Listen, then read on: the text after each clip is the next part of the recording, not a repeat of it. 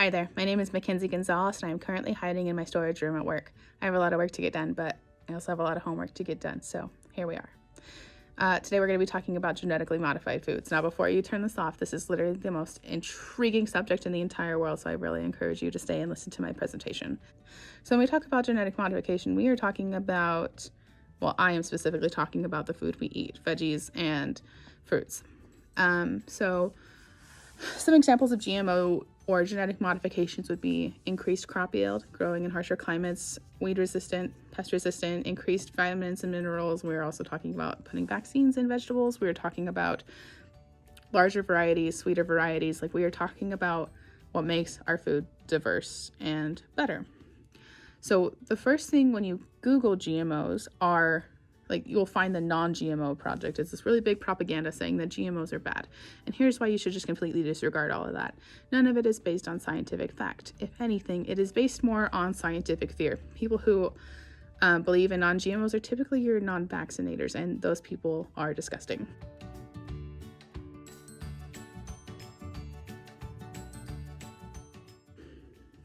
When they've just been recently introduced within the last decade, it's hard to do long-term studies.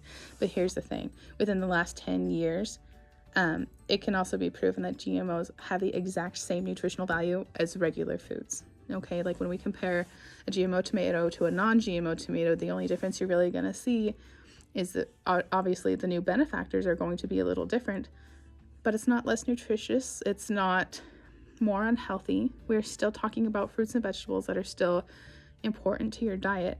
The only difference is that mine's bigger and better, and again, doesn't have bugs in it.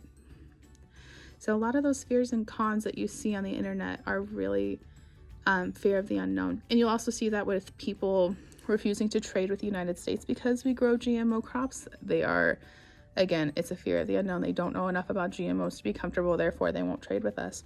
But what they don't understand is that it could potentially save their country. So what do I mean by, like, save their country? A lot of third world countries are in civil unrest. Why? Because they have food scarcity. And when people have food scarcity, they're going to fight over resources. One of the other things I want to be upfront with you guys about is that there is some speculation. And again, like, I want to tell you all sides of the story. Like, when we talk about the cons of GMOs, there's speculation about the bee colony collapse disorder being caused by GMOs. Now, there's no proof that GMOs are killing the bees. There's no proof that GMOs aren't killing the bees. I would also like to present the information that if it was in fact GMOs killing the bees, you would also think that they'd be killing the butterflies, which are also other pollinators, and they aren't dying. So just keep that in the forethought of your brain, because it's just a fact I would like to present to you. Let's talk about the Golden Rice Project that was going on in Africa. It won a Nobel Peace Prize. And so what was happening is that there was this vitamin A deficiency going on in women and children, and they were going blind.